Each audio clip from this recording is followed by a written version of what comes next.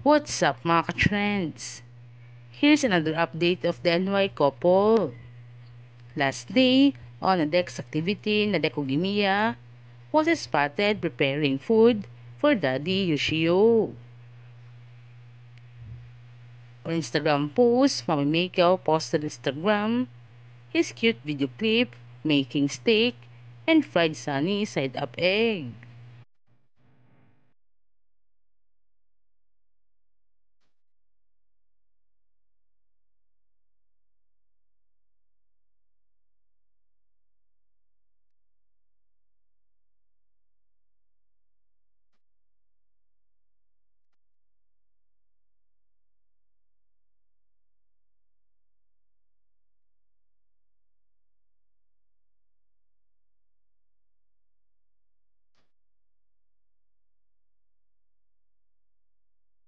After cooking, Nadeko Gimiya prepares it and is making to feed the food for Daddy.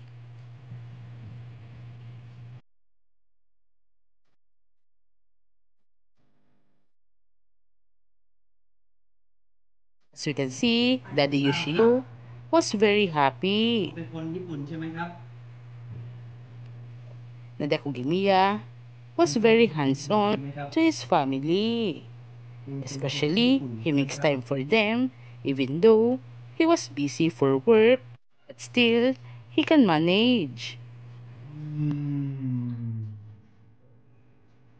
เก่งมากครับはいラスニャもう一個ですね Mami Mikyo was so very happy while taking the videos of her husband and son Nade. มากครับ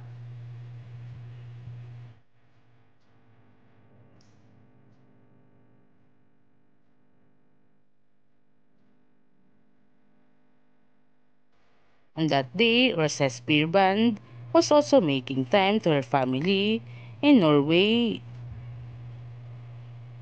The NY couple was enjoying their own company this time. This is their last time to celebrate as being individual to the relationship. Sooner or later, as soon as possible, the two is making a family called the Gogimiya and Spear Band family.